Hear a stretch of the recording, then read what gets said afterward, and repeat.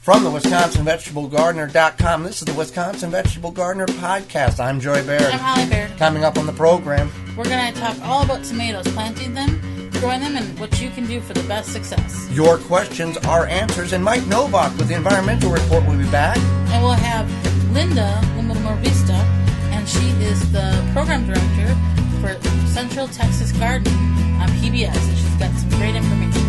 All that and more coming up right now.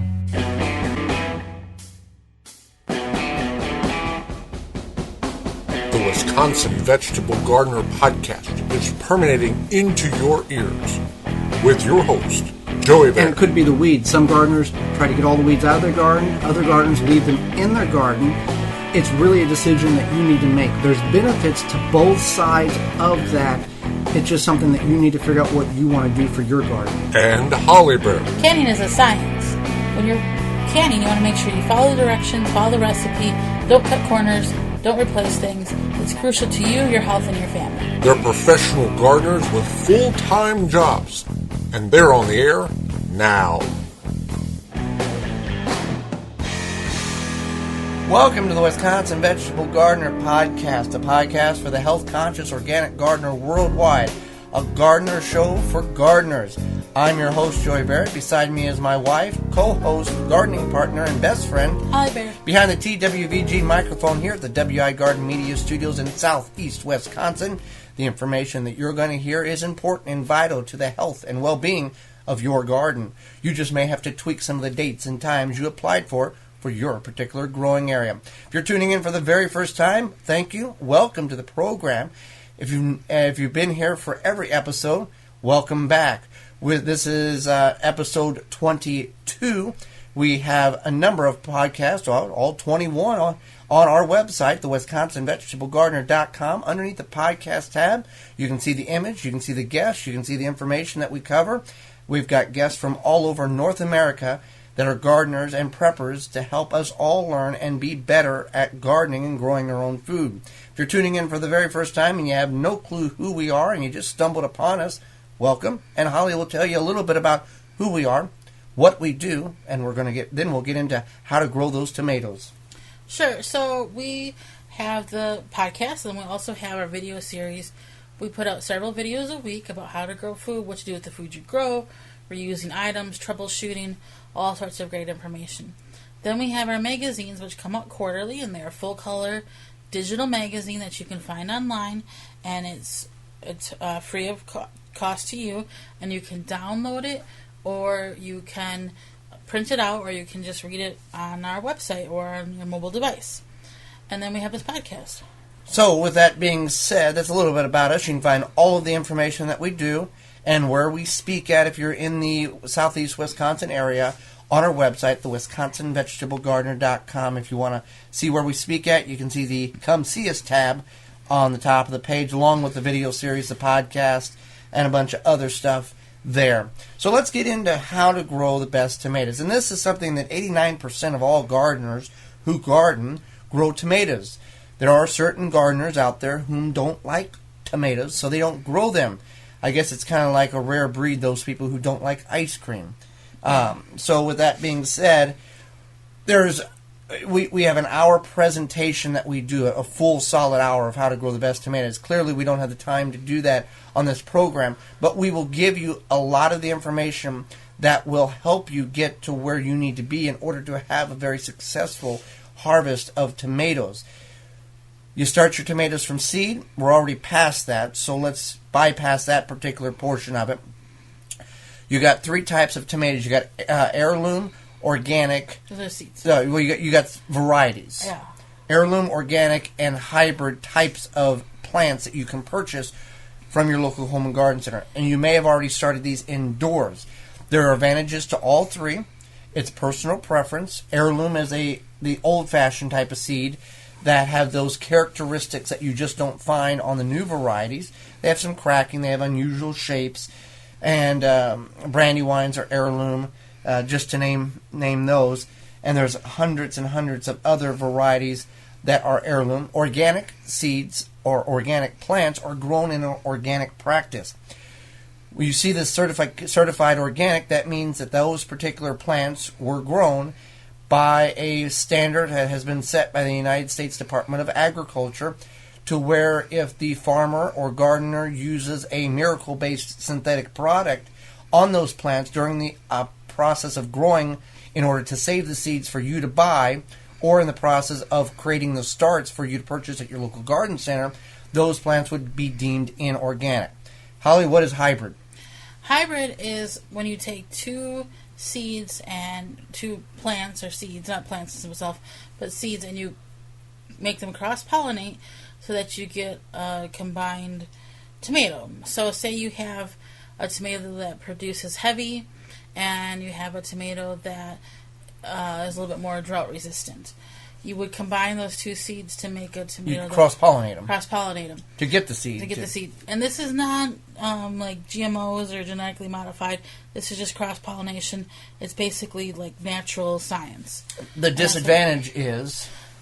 The disadvantage is if you save that seed from the original plant that you start, so say you start the seed this year and then you save the seed from this year, next year it's not going to necessarily have the same production or the same traits. It won't be identical to the parent plant. It won't be identical. So it'll take, was it 7 years? About 5 to 7 years based on what I have seen and heard to try to get back to that original plant that you had bought, the original seed that you had purchased in order to get that specific plant with those traits. So, now, the seed will grow, right, but it may not be true to what it was. If you have a Early Girl, let's say, which is a red tomato that produces very quickly, which is a hybrid, and you save those seeds and plant them again next year, you may get a red tomato, you may get an orange tomato, whatever the original combination was whenever they produced that seed in the greenhouse or in the on the farm. So just keep in mind, heirloom organic, you can save the seeds. Hybrid, you could, but it's not recommended. Now, with all that being said, there's 3 different categories that these fall in. And this is important because it depends on where you're at and what specific purposes or places you are growing these. You have determinate, indeterminate, and semi-determinate types of tomatoes.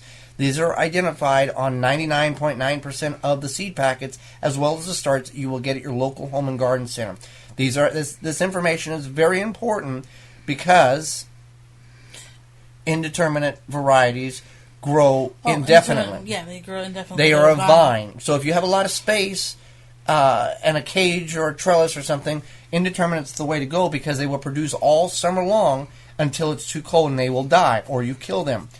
Determinate is a bush type tomato, and that will grow until it's going to produce fruit for 20 days or so to a month, and then it's going to stop, and then it's done. And then there's semi-determinate, which is also the semi-bush tomato, so it's kind of like a vine and a bush, but what it does is it's going to grow, put some fruit on, and then after it gets like that one initial fruiting, it will just slowly put on fruit throughout the season. If you're growing in containers, a bush variety or a determinate variety would be best because you are limited on space and you can contain it.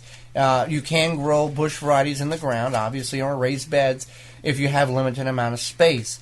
We had a lot of good questions. We spoke on 2 separate occasions this past week in Wausau, which is about a 3-hour travel north of the WI Garden Media Studios, and then Muskego, which is about a 40-minute trek south of the WI Garden Media Studios, both talking on how to grow the best tomatoes.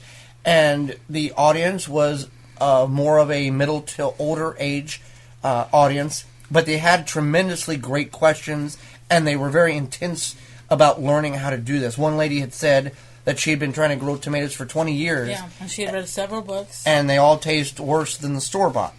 So with the information we provided her, she was very, very thankful. Mm-hmm. And so with that being said, if you're listening to this and you were in one of those classes or one of those talks, a lot of this will has already been covered, but you're getting a refresher. So if you're growing indeterminate, determinate, that determines where you're growing it, will determine which one you decide to grow. And the type of tomato you're growing is related to what the intentions that you have at the end of the season for those specific tomatoes. Right. cherry. So cherry is good for salads or whatnot. Then when there's a nice slicing tomato like beefsteak, black creme, brandy wines, good canning tomatoes there. Good canning tomato, good slicing tomato too, or mortgage lifter. That's another good one. And then if you want to do like a paste to make like sauce or salsa, then Amish paste, Roma, San Marzano. The beefsteaks will Roma. work as well. Yeah, but Roma. they don't have as much. But they will. If you're not going to grow the paste tomatoes, a lot of beefsteaks or brandy wines will do the job. Right. Like if I was going to grow 3 tomato plants, I would grow like maybe let's say 5. I would grow some cherry tomatoes, and then I would grow beefsteak, black creme, brandy wine. I think that's it. Wait, hold on. And with that, you can use like a Roma. Don't grow 50 cherry tomato plants with the intentions of going to can tomatoes, because that's a lot of work. Grow beefsteak, grow large slicing tomatoes if you're going to can stuff. Yeah. So let's talk about planting the tomato, because this is important. Planting the tomato is as important as So first harvesting. you want to decide where you're going to put it. You want to make sure where you're going to plant your tomatoes. So you want to choose an area that gets the most amount of sunlight. You want to choose something that gets between 8 and 12 hours is best. If it's a little bit less than 8, not the worst thing. But you could squeeze 6.5 to 7 out of it. Yeah. Won't produce as prolific as 8 to 12, but it will work. Then you want to space them 2 feet apart, Or 2 to 3 feet apart, and just make sure that you use tomato cages, stake them, whatever you want to do just to get them off the ground. Now, what do you put in the hole at the time of planting? Well, that determines what gardener you're talking to. Every gardener in the world who grows tomatoes has their own secret formula that they have either learned or have been passed down from generation to generation. And you best not question that method, because those gardeners will get mad and may punch you, because this is the technique that I've been using for X amount of years, and it's, everybody has their own unique technique on how to plant tomatoes. Some people will put powdered milk in the hole. Some people will put ground up aspirin in the hole. We use Eggshells. Eggshells. Some people would grind eggshells up to a powder and put in the hole. One of the key things that we have found is magnesium sulfate, which is Epson salt, greatly reduces the chances of having blossom root rot. That's at the time of harvest. You think you got a beautiful tomato, and it's black on the bottom. What is caused by that is a restriction of calcium being picked up by the tomato plant. You may have plenty of calcium in your soil, but because the plant can't get that calcium due to a couple of different reasons, one mainly being inconsistent watering, the soil dries out, the plant needs the calcium, the plant can't pick the calcium up out of the soil because the soil is not moist in order for it to get it into its roots, so it produces fruit, and the fruit is lacking in calcium as the result of the black portion of the bottom of the tomato. So keep your plants watered. Drip irrigation system is very good thing, or water very thoroughly once a week, and then don't water again until the following week. You can add a handful of Epsom salt at the time of planting, and I will be adding Epsom salt about 2 months into the growing cycle as well, to make sure there's plenty of magnesium sulfate in the soil. Now, there'll be people who say, you're adding too much salt to the garden, you're adding too much salt to the garden. Well, magnesium sulfate is not necessarily salt, and I'm not adding tonnage. I'm simply adding a handful twice a year in different locations to reduce the effect, to allow the plant to be able to pick up the necessary calcium in the soil and prevent root rot or blossoming rot. Again, calcium and magnesium sulfate, which is Epsom salt. Epsom salt is not calcium, but there's something that goes on there that allows the plant to pick up what calcium is in the soil. I don't understand it. I'm not a tomatoologist or a soilologist or analyst. I just know it works for us, and that's what we do. So you can put that in the hole at the time of planting. You can put that on top of where your tomatoes are going to go, one handful at the about a couple weeks before you plant, to allow it to dissolve in the soil. At the time of planting, what we will do is dig a hole 6 inches deep, or however deep we need to go, with the length of stalk of tomato we have. You want to bury 3/4 of the stem into the ground. You put what we do is we put a little bone meal in the bottom, the recommended applicational rate per hole, and then we put about a half-inch of soil, a compost or soil, on top of that fertilizer. That way the roots do not come in direct contact immediately with the fertilizer, and it's less of a shock to the plant. Then we put the plant in. We put an additional amount of fertilizer, like a tomato tone or a combination of fertilizer that we have created with a variety of different types of fertilizer that we have. So you have about a 10, 12, 10 type of fertilizer. You can use a triple 10, triple 13, triple 18, that's fine. But the plant, there's going to be excess fertilizer left over that the plant's not going to take up, so keep that in mind. You can do it however you want. This is something that each individual gardener needs to do research on to find out what's best for your particular area. So we will plant the tomato and then bury it 3/4 of the stem, leaving 1/4 of the stem, the canopy above the soil, because everywhere on the stalk where hair follicles are, or everywhere on the stalk, there's a potential for roots to develop. So you want more roots. A healthier plant has a lot of roots. A lot of roots gives a healthier plant. So by doing that, it'll build good root system. And we mulch and have a barrier between the plant and the soil, because 90% of the problems that your tomato plant will face will be splash up from the soil. That's where you get early blight, the discoloring of leaves going up the stalk, and then by the end of the season you have no leaves and just some stalk and some tomatoes. So one way to combat that is to use... You can use whole grain cornmeal. And you want to buy the whole grain. You don't want to buy the yellow kind as well. Yeah, the yellow whole grain. You don't want to buy like the processed stuff. And what you're going to do is at the time of planting, you're going to take a handful of it and just put it on the base of the plant. This has a beneficial fungi in it called Trichoderma. And what happens is there's diseases in your soil. Not just your soil and everybody's soil. There's diseases, there's good stuff, there's all sorts of stuff. And what happens is that early blight is in the soil. So when you water your plants, it splashes up on the soil. When the rain falls, it splashes up on the soil. But this helps prevent that. Yeah, it greatly reduces it. In addition to have that barrier with the mulch of dry grass clippings, leaves, straw. Put the cornmeal down at the time of planting on top of the soil, and then put your mulch on top of that, and really put that barrier to keep stuff from splashing up onto your tomato plants. And that will get you a good jump start. You want to cage them to get them off the ground, and that's pretty much what you need to know to get your tomatoes in the ground. If you do see some discoloring of leaves early on the season, you want to snip them off and trim any leaves from the ground level to 6 inches up the stalk.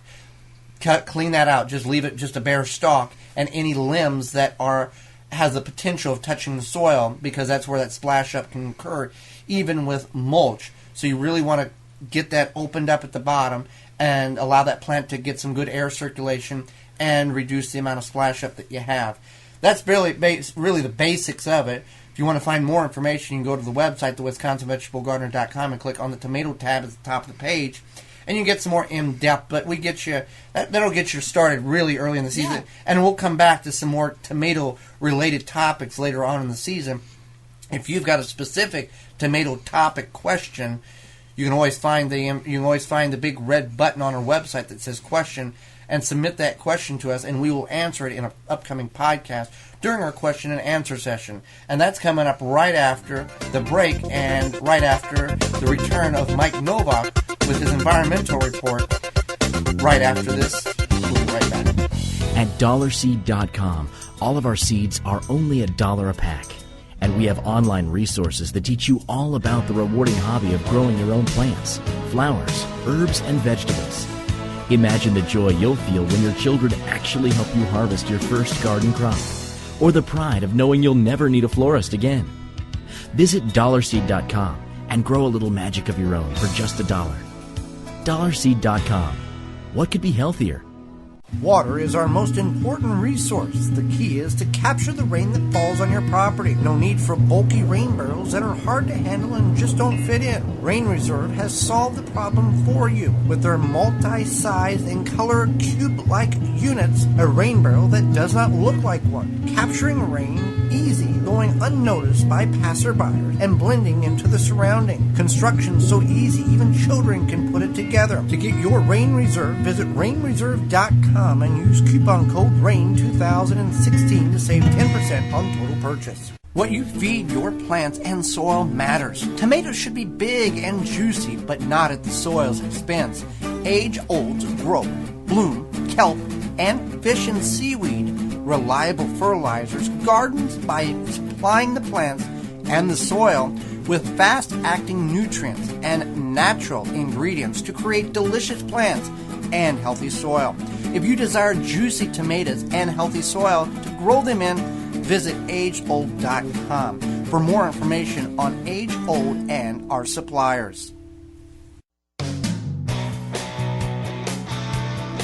Now back to two gardeners that know a little bit about what burns in their mouth. And you don't want to use your, organic mouthwash. You want to use something that's got the ethanol, the alcohol in it. The bad stuff. Yeah.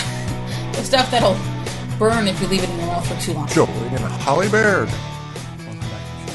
Welcome back to the program. If you want to check out our sponsors, you can visit them on our website, thewisconsinvegetablegardener.com. You just click on the podcast tab and you can see them there. Support them because they support us. Well, we are happy to have Mr. Mike Novak from Q4 Radio in Chicago back with us. He had some things that he had to go through, some surgery. He's doing very well, and he is back on the program today, and he's going to talk all about LEDs and light pollution. And here is Mike Novak. And now to a man who's not afraid to tell you what you need to do to keep the planet he lives on clean. Take your food scraps out to your compost pile. Screw in a compact fluorescent light bulb. Turn on a window fan instead of an air conditioner. Low flow, baby. Shower heads and toilets. Take one napkin at Starbucks instead of 6. Mike Novak. Welcome to another installment of the Wisconsin Vegetable Gardener Environmental Report. I'm Mike Novak, and you can hear me live each Sunday morning from 9 to 11 a.m. Central Time on Q4 Radio, which streams at www.QUE4.org. The city of Chicago, Illinois, already the #1 most light-polluted city in the world, is getting ready to replace nearly all of the city's street, alley, and park lights with LEDs over the next 4 years. The Chicago Sun-Times calls this an upgrade, calling it one of the largest municipal lighting modernization programs in the country. Rahm Emanuel's office said the city will begin using LED lights, which last 3 times longer than the current high-pressure sodium lamps. City Hall says it will be able to finance the program with the money it expects to save on electricity. Here's the problem. They're doing the same thing in Phoenix with this kind of result. I don't want to live in a community that looks like a POW camp or state prison, said Cynthia Malicki, a North Phoenix resident who calls the white LED lights ugly and unearthly. Now, it's estimated that 3/4 of the people living on this planet have never seen a completely dark sky. That's just one of the reasons that the Chicago Astronomical Society has launched a petition to get the city to change its lighting responsibly. Yes, LEDs will save money, but cheap isn't always best, especially when you consider that light pollution can have detrimental effects on human health, including increased risk of cancers, metabolic disease, obesity, depression, sleep disorders, cognitive impairments, and other diseases, suppression of melatonin production, which helps induce sleep, boosts the immune system, and helps the functioning of the thyroid, pancreas, ovaries, testes, and adrenal glands. There are unintended effects on wildlife and ecosystems, too. Nocturnal animals get confused about night when excessive man-made light trespasses their space, which affects their nocturnal activity, interfering with reproduction and reducing populations. Light pollution affects firefly reproduction, as well as circadian disruption among the monarch butterfly, interfering with safe migration. According to the Fatal Light Awareness Program, the estimated number of migrating birds killed annually in collisions with buildings ranges from 100 million to 1 billion birds. Sea turtles hatch at night on the beach and are guided by moonlight to the horizon over the ocean surface. Man-made lights draw them away from the water and to their demise. This extends to plants, too. Artificial lighting at night can disrupt an organism's natural sense of day and night, including trees and plants, causing the flowering, budding, and fruiting rhythms of the species to trigger at times not normally regulated by their natural cycles. We're all concerned about crime and safety, right? But brighter does not necessarily mean safer. While outdoor lighting is intended to increase safety at night, too much lighting can have the opposite effect. Glare from bright lighting constricts our pupils, which makes it harder for our eyes to adjust to low light conditions. The Chicago Astronomical Society says that if Chicago's light swap is done correctly, by avoiding the bright white blue-rich color spectrum, shielding street lamps so light only shines downward, and using timers, dimming, and smart grid technology, Chicago could once again have starlight. If done incorrectly, Chicago, which is already rated number 1, as I said before, could become 5 times brighter than it already is. Now, please note they say that they're not advocating for no lights. They're advocating for lighting that is responsible and no brighter than necessary, with a maximum correlated color temperature of 3,000 Kelvin, and only pointing light on the ground where it is needed, never sideways or upwards, which can cause unnecessary sky glow. Wouldn't it be nice if our children and their children could have the opportunity to view the stars in the sky the way we and our parents did? We need to preserve that wonder of the universe to pass along to future generations before it's too late. That's it for today. I hope you catch the Mike Novak Show on Q4 Radio, QUE4.org, which you can always link to at my website, MikeNovak.net. Go green or go home. So now it's time for your questions, our answers. If you don't like our answers, don't ask the question, I guess, the result of that. We're going to give you the information that we know from our experience, and we have looked up and done research on questions that we don't know the answer to and got reliable sources for them. So we've got 3 questions from 3 people, and we're going to cover them right now. First question. When I go to my local garden center and pick out starts, what do I need to look for? What do I need to avoid? Well, here's what you need to look for, and here's what you need to avoid. So for one, you want to choose, obviously, the plants that look healthy, but you want to make sure, say you're looking at a tomato plant. Or pepper plant. You want to make sure that there's not any flowers on them. Or fruit. Or fruit, obviously, too. Now, I know the last time we had to buy peppers from the garden center, all of them had flowers on there. So I think I just bought the ones that had the least, and then when we pinched the flowers You're right, off. you can pinch them off. Yeah. What is happening on that, and we see this, and we've all done this. We've all went to our local home and garden center, our big box store, and we see these tomato plants, we see these pepper plants, we see these eggplants that have fruit on them, and they're like 98% off, and they're begging you to buy them. But there's no point of it, because you're going to bring it home. And the reason why it's already put fruit on is for 2 reasons. One, the plant is root bound, and it believes that this is as far in life as it's going to get, and nature has told it, or it knows I've got to put fruit on to produce seeds to carry on the traits for the next generation of seeds. That's what's occurring. So whenever you see the fruit on these plants, they've been root bound for a very long time, and if you bring it home and try to plant it, the plant's already stunted. Mm-hmm. You may get some life out of it, but you're going to baby it. It's not worth the effort, even if it's a nickel or a quarter. You're just hurting yourself by doing this. Now, like Holly said, if you have no other choice, if you're buying peppers and there's little flowers on all of them, go ahead and pinch the flowers off and bring them home. You can salvage them.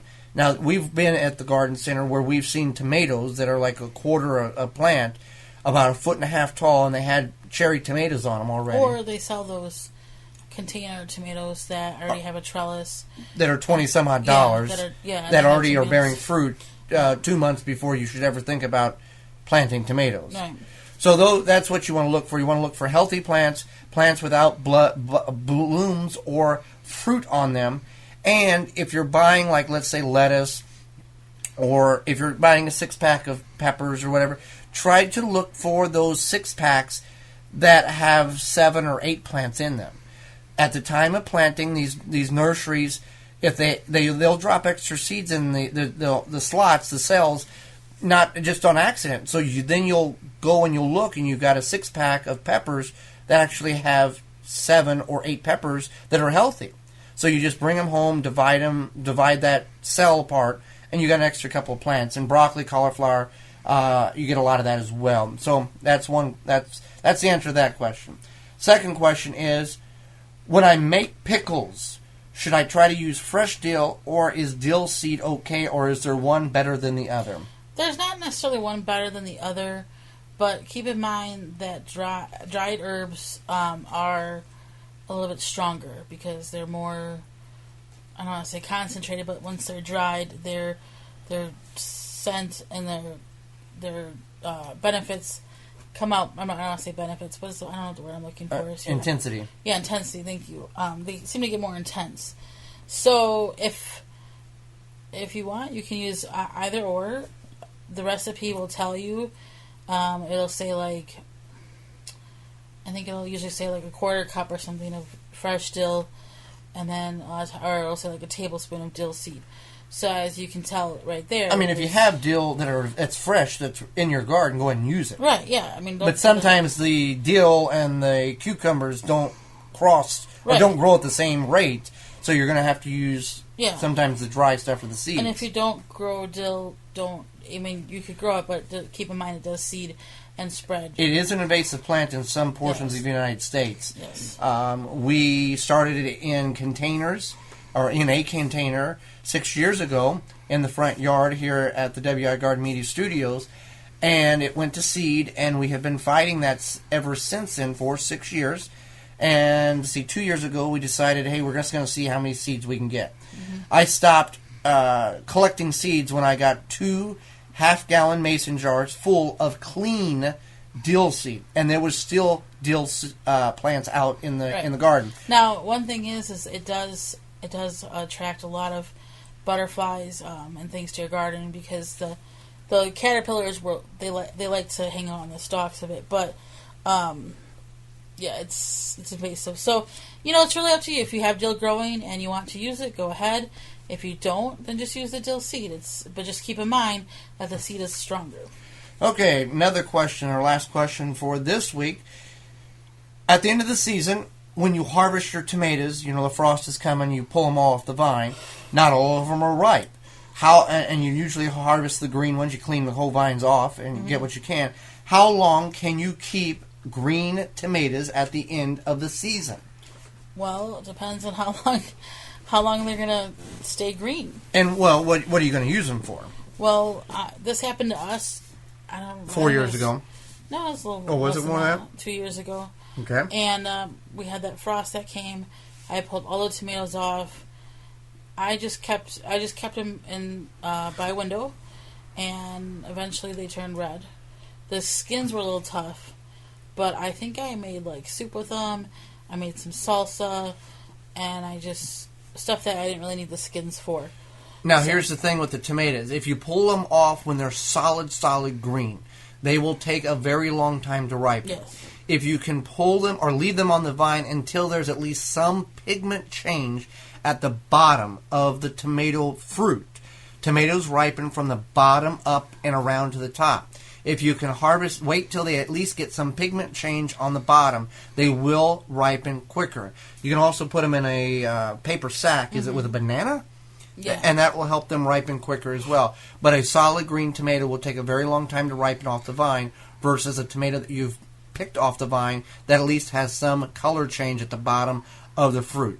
So keep that in mind. You can put them in your windowsill as well, and they'll ripen, but they will ripen slower. Mm-hmm. So with that being said, if you've got a question, we will find an answer for you. You can submit that by going to the WisconsinVegetableGardener.com and clicking on the red button on the right-hand side that says Question.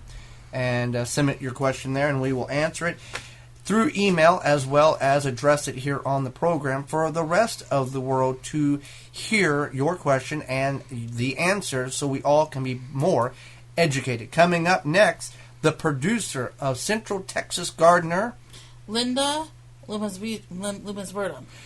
She will be talking not only about gardening in Texas, but about other related topics that affect all of us nationwide right after this. Do you want your next raised beds to be easy, functional, and beautiful? The Embrace helps you create the garden you've always wanted. Finally, raised beds that everyone can assemble and enjoy. No tools needed. Just slide any lumber into the Embrace corner, fill with your favorite soil mix, and you're ready to plant. Made from 100% recycled steel right here in the USA. And a portion of every sale helps to build school and community gardens all across the country. Let the Embrace help you create your next raised bed. Grow beautifully with the Embrace. Available at local garden centers and online at artofthegarden.net. Looking for a fast-acting, non-toxic weed killer for your organic garden? One that works in cool and cloudy conditions as low as 40 degrees and is highly biodegradable with visible results in less than 2 hours? Then look no more. Avenger Weed Killer has it all and more. Made from oranges, Avenger is highly effective, easy to use, and has a pleasant citrus aroma. It is OMRI listed and approved for organic gardeners under the USDA's National Organic Program. Avenger Weed Killer is a choice for organic gardeners and homeowners who are looking for an effective, safe way to control unwanted weeds. Available in ready-to-use sprays and concentrate, ask your local lawn and garden supplier for Avenger Weed Killer. For more information and a list of suppliers, visit AvengerOrganics.com. Avenger Weed Killer, eco-friendly, deadly to weeds. It's all about the soil at ManureT.com. With their grass-fed, antibiotic, and growth hormone-free cattle and horses, owner Annie Haven puts the quality in her premium soil conditioner. 100% organic and natural, whether feeding your flowers or veggies, indoors or out, you can grow organically with confidence. To purchase authentic Haven brand Manure Tea, small orders or large, go to ManureT.com. Always free shipping. Hi, I'm Douglas E. Welch from A Gardener's Notebook at DouglasEWelch.com. Whether I'm out working in the garden or dreaming of gardening during the long, cold winter nights, I love to hear what's happening in the garden with Joey and Holly Baird on the Wisconsin Vegetable Gardener Podcast. Welcome back to the program. If you want to know more about the sponsors you've just heard and our entire sponsor lineup, you can check them out on our website, thewisconsinvegetablegardener.com, as well as those links are in the show notes below. Well, Holly, let's go to the TWVG hotline and bring in our next guest. Our guest, she is the producer of the Central Texas Gardener. Her name is Linda Lehmusvirta, and she's all about organic gardening, outstanding water-wise plants, design inspiration, wildlife control, homegrown food, and creative fun in the garden. They won the 2010 Lone Star Emmy Garden Writers of America Electronic Media Award. You can see Central Texas Gardener on KLRU-TV, Austin's PBS station, or watch online at klru.org/CTG. What's a gardener to do when heat, pests, water restrictions, and bad soil? We are going to talk about all that and more, but first, welcome to the program, Linda. Hi, thank you so much for having me. My grandparents lived, and my father grew up in Wisconsin for many years, so it's really fun to connect back to the hometown, so to speak. Well, you know, we bring you on as a producer of Central Texas Gardening, and people are like, well, what does a person in Texas have to do with the, Wisconsin stuff? Well, as we talked about, Holly said that, we can watch this online, and you have gardeners from all over be guests on the program. I know Shauna Coronado, she's from Chicago, she was on the program. Dee Nash, she's from Oklahoma, she was on the program, because gardening is an umbrella, and everything under that umbrella is information that we can pick and choose and modify for our particular growing area. And I think that's wonderful that we have that technology to use. Indeed, and in fact, we've been delighted to meet with Sharon Lovejoy and Doug Calamy and Richard Louv and so many other fine gardeners. But the way that we reach out to everyone, and the reason we have an intense following across the board, national on PBS, online, as you mentioned, and of course in social media, is that a lot of the tips and the information and the botany apply everywhere. Also, we concentrate on design concepts by hands-on backyard gardeners on how they created their own little sense of beauty themselves by placing this here and that there, and the problems they faced and how they got past it. And that's a universal sensitivity. Everyone wants to know how someone else did it. How they turned a blank yard into beauty. And then also, we feature stories from all different kinds of gardeners, from vegetable gardeners to succulent lovers to rose lovers, family gardening, whatever. And so there's kind of something for everyone. And then the plants, you just adjust per your climate zone. Here in Texas, we have so many zones. In fact, in just a few hundred miles, the zones change so much. So you have to adapt no matter where you are. So let's talk about a universal problem that all gardeners face, no matter where they're at in the country, is drought. Texas is known for some of the hottest days in the United States, and my grandfather has always said, no matter where you're at in the summer, you're about 10 days away from a drought. So what are some heat-tolerant plants, whether vegetable or landscape plants, that we can incorporate into our property that we can limit how much water we give them, but they still will retain the beauty as well as the productivity if they're an edible plant? Well, here in Central Texas and many other places, it's not just a question of drought.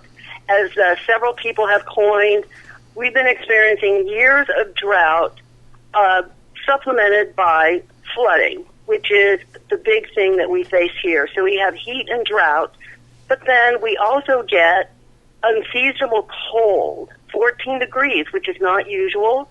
We can also get flooding rain, 7 to 11 inches or even 3 inches in an hour. So for the people who just went for, say, all the succulents a few years ago when everyone panicked, they lost many of those plants in flooding. And so we have to kind of modify it and pay attention. It's not so much just what you plant for drought, but how you do it. So say here, if we're going to plant succulents and you don't have the perfectly drained spot, you build it up with decomposed granite and other materials, not too much organic material. And then we also use rain gardens. So to help keep some of the runoff from the streets, you can dig just small little areas and plant rain gardens. And there's so many plants you can use in rain gardens. Salvias, grasses, sedges. The list goes on for things that you can plant that can withstand drought and then rain bombs. Then for heat and drought-tolerant plants here in Texas, for the people who like okra in the summer, okra is the winner. It'll make it all summer long. That's kind of the top one. You know, the tomatoes here they do need some water, but there are ways to conserve water when planting vegetables. And then for us, the heat, drought-tolerant plants definitely include woody salvias, native trees. As long as you water them the first year, every plant, whether it's native or adapted, needs to be well watered at least the first year and for many years after, especially with the trees. We've lost countless trees in the past few years due to drought. People think, oh, it's a native plant, it's a native tree, it's a native shrub. Well, I'll water it today, I put it in, and then that's it. Goodbye, it's a native plant. That is not true. They need a period of establishment. And so the other thing on picking plants for drought, you have to look at your soil, your site. Because here where I live, I'm on very clay-heavy soil. If I plant a drought, heat-loving plant like four-nerve daisy, it will rot in the humidity and any sort of heavy rain. Whereas on the other side of the highway in rocks, it will be fine. Then over here, we can plant pecan trees, which are not native, but they are native. Actually, they are native, and they are very drought tolerant if you give them some water. But in a rockier climate, they're not going to be able to establish themselves. So I go for salvias. I go for a lot of the native plants. I go for grasses and sedges I mix in a lot of things. One thing people think is you have to have all natives, and I have a lot of natives, but I also have plants like irises that I can remember all the people who have passed those along to me over the years. Those guys are bulletproof when it comes to drought. They add beautiful foliar texture in the spring, the late spring. So many pollinators love the flowers, and they're very, very drought tolerant. So the other thing is I like to make sure that a plant, any plant in my yard that's going to receive supplemental water, has some purpose for wildlife, because that's critical. In times of drought, they need nourishment. Well, they need nourishment all the time, but especially during times of drought, to make sure that you've got flowers, seeds, something always going on to provide food for them. And then another thing, when thinking about drought, some people say, well, these plants are really drought tough. But are they invasive? Years ago, the xeriscape type of groups would recommend even things like Nandina, because it is so tough. It tolerates drought, flooding, it tolerates anything, but it's highly invasive, and it's totally ruining our waterways and taking over our creek banks and wiping out the homogeneous variety of native plants. So with drought plants, I would say look at what grows in nature. Look what grows on the strips in the highway, aside from the invasive or the weeds, but there are a lot of native plants out there. And select the ones that fit your site.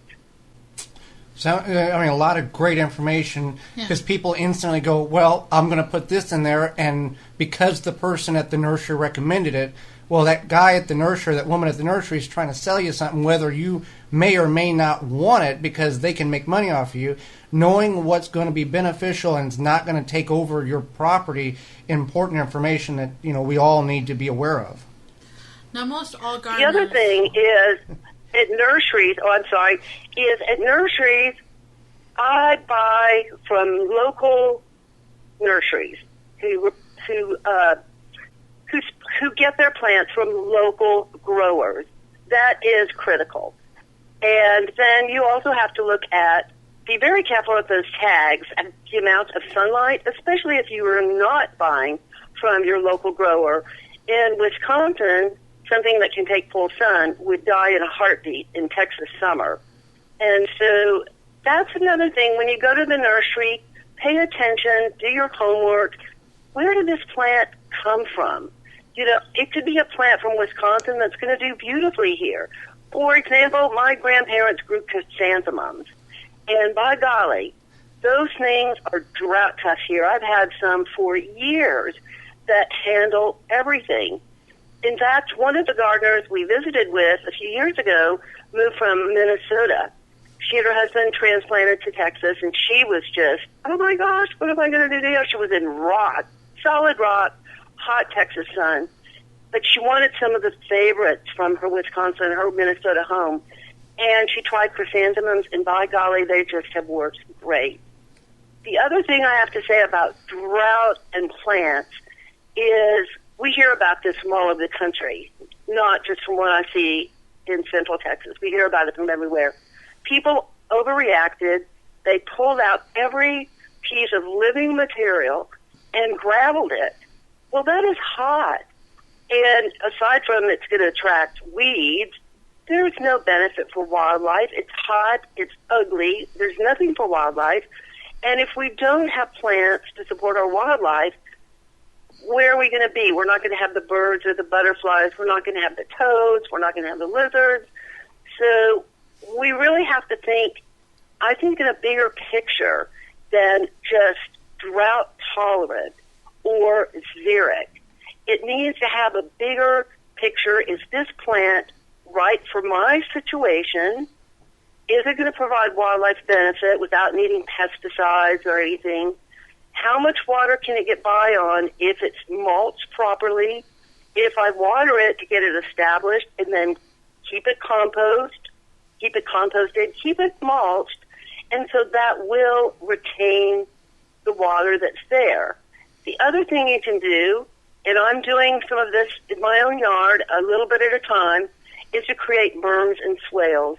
Watch where that rainfall hits and create little berms and swales so that it captures it and directs it. When I plant a new plant, I dig a little swale around it so that it will capture any rainfall that comes in. And, of course, it eventually fills in. But every now and then I'll go through, especially in places where I know water's kind of hitting more, and create little swales around and kind of move it around and then mulch over that or create little berms to capture it. Then once again on those berms, you can plant some of the plants that require absolute great drainage. Great. Now, most every gardener grows tomatoes, even if they don't grow a huge vegetable garden. What are some great tomato growing tips? Great tomato growing tips. Well, you know, everybody has kind of their favorite thing. Put 4 gardeners together and you're going to get 15 opinions. But essentially from what I've heard and from my own experience, but from people who really know what they're talking about with tomatoes, compost. That's it, compost. One guy I know relies on mushroom compost because it's close. The mushroom factory is close to where he lives. But wherever, compost, compost, compost. They also need nitrogen. Some people don't even use any fertilizer. They simply use compost, or they'll add cottonseed meal to boost the nitrogen a bit. You can, some people will dig, you know, when they dig the hole, they'll put a little phosphorus in. Other people don't do that. They just rely on cottonseed meal, compost, side dressing, or, you know, foliar spraying with fish emulsion, or side dressing with a high nitrogen kind of fertilizer as the growing season goes along. And for us, and I don't know if this is common everywhere, but for us, one of the techniques is to build kind of a little trench or dig a little trench, and you lay the stem kind of horizontally in there and cover that up. And that also helps in areas with high wind. And then, of course, the cutworm thing, you've got to protect them from cutworms. Here, our biggest problem, and this is very recent, actually, are the 4-footed bugs, the largest bugs, stink bugs. They just can overwhelm a population. And so the secret to them is to get out early in the morning when they're all kind of drowsy and it's cool, and you handpick them. Some people have a dedicated little, like a dust buster kind of thing to scoop them up in. One person even went to the trouble of a shop vac, I think, to kind of scoop those up. And then for us, and perhaps for everyone else too, is to keep the moisture as even as possible so that you don't get blossom end rot or splitting, you know, tomatoes. Of course, there's not much you can do if you get 11 inches of rain in 2 hours, but within whatever you can control to keep kind of an even moisture on them.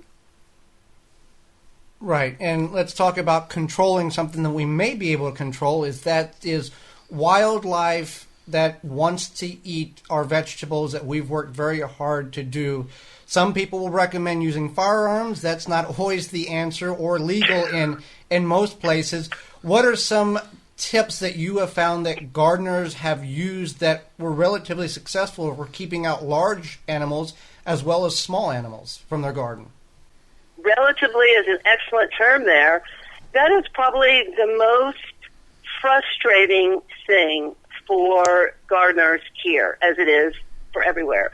Here, you work so hard to cultivate your pears and peaches and your tomatoes and your peppers, and here comes something through there and just chomps them all to pieces. You know, this is not the easy answer. I've heard every single trick in the book. Netting, using Christmas balls early in the season, scarecrow things, you know, the whirligig kinds, everything under the face of the sun. And the only thing that I've seen that works against deer and little animals crawling, burrowing, chewing animals, flying animals, is to cage them. I mean, you just build an absolute cage around it. That's going to be the way to do it. Or you can just grow a whole lot more. You know, people often say just, you know, grow some extra for the wildlife. I've also known some people at a community garden here can say that this worked positively, but they had some results with it. They were really having a problem with the birds on their tomatoes, as you can imagine. It was hot, it was dry, the birds were thirsty. So what they did is kind of build up a little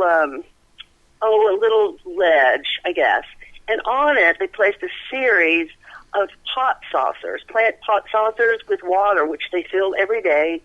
Then next to that, they planted those huge, gigantic sunflowers in the hope that the birds would get distracted with the sunflowers and they get water from the bowls, and maybe that would fend them off. Some people, you know, will go to the trouble of putting an entire net over a fruit tree and anchoring it down. But, you know, how much work do you really want to go through? Oh, but I will say one other simple trick, which has worked for one gardener on that, is he grows habanero peppers. And then when he dries them, he grinds them into a fine powder. Of course, you can go buy your own habanero or hot pepper, you know, any place. But he likes to do it himself, and he makes these great salsas for his friends and everything. Anyway, he sprinkles around his beds, and no squirrel will even come near them.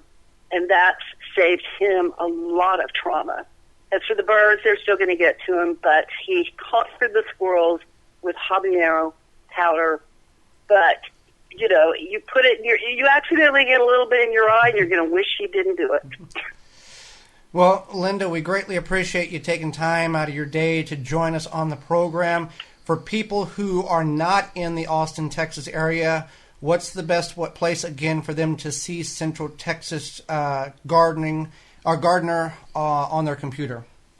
Well, we've got several. You can go online to your PBS station, and in the online box, hit Central Texas Gardener, and all our episodes are there. They never expire. The fastest way, perhaps, would be to go to klru.org/CTG, and we have tons of resources. We have plant lists. We have questions from our viewers that apply to everyone across the country. We have books. We have videos of our gardens, our backyard basics, our interviews. Everything is right there at klru.org/CTG. You can also find us on Facebook, Central Texas Gardener, on Instagram and Pinterest, and on Twitter. And I will have both of those links. We'll have all those links in the show notes below, and I encourage our listeners to go check that out. You will spend an afternoon learning stuff that you never knew, and you still will have a lot more information on the website to go through. Linda, thank you very much for being with us today. Well, thank you very much for having me. It's great to have this conversation with you. And we'll be back right after this.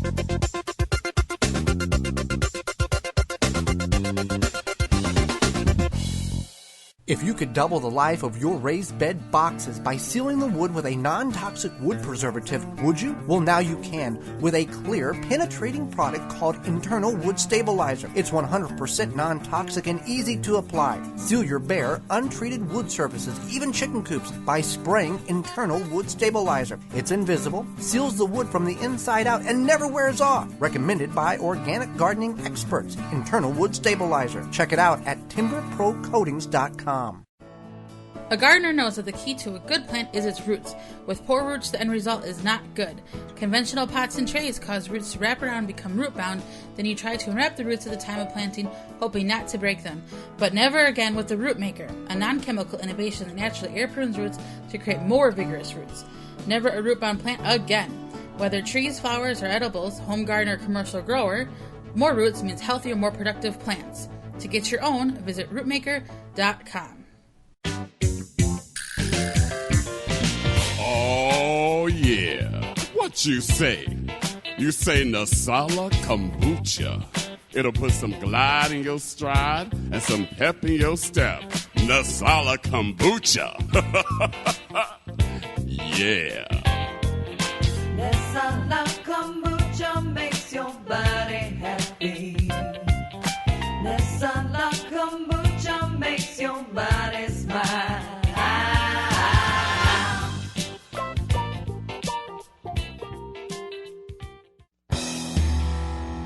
Hello, this is Sean James Cameron from the Horticultural Channel based in London, England, giving you practical gardening advice for the amateur gardener. Check us out at thehortchannel.tv. But right now we're going to join Joey and Holly Baird on the Wisconsin Vegetable Gardener Podcast. Welcome back to the program. If you'd like to check out those sponsors and our entire sponsor lineup, you can find that information on our website, thewisconsinvegetablegardener.com. Underneath the podcast tab, you'll see their links to their websites, as well as all of the podcasts that we have done to date, and the guests and the topics that we have covered. And we've covered a lot of topics. And Linda covered a lot of topics as well. Yeah. Being here from Wisconsin and learning about stuff that grows in Texas that I've never heard of before because of the tremendous difference in climate. But gardening is a universal topic, as we talked with Linda about, that it's not just Texas, it's not just Wisconsin, it's everywhere, and we just got to tweak some of the dates and times that we apply the information that we gather in our own particular growing area. So Gardening in 2 Minutes. Yep. Gardening in 2 Minutes is a production that we produce. It's a 2-minute production. It goes out weekly to several gardening podcasts and radio shows, and that's what it is. It's just a 2-minute quick gardening tip. This week's Gardening in 2 Minutes is all about... It's all about no-touch bug control, or hands-free bug control. And here is Gardening in 2 Minutes. This is Gardening in 2 Minutes. As gardeners, we all face, no matter the size of our garden, problems with bugs. Now, there's a couple of answers to what do I do because I have this bug problem. We'll go over a simple no-touch bug control that may work for you in your particular garden. Sometimes when you have a grouping of plants, say you have 3 zucchini plants and only one has bugs on it, well, you can do something. You could yank that plant out, but then if the bugs are still there, they're going to go to the other 2 plants. So what can you do, Joey? Well, you can use that plant as a sacrificial lamb.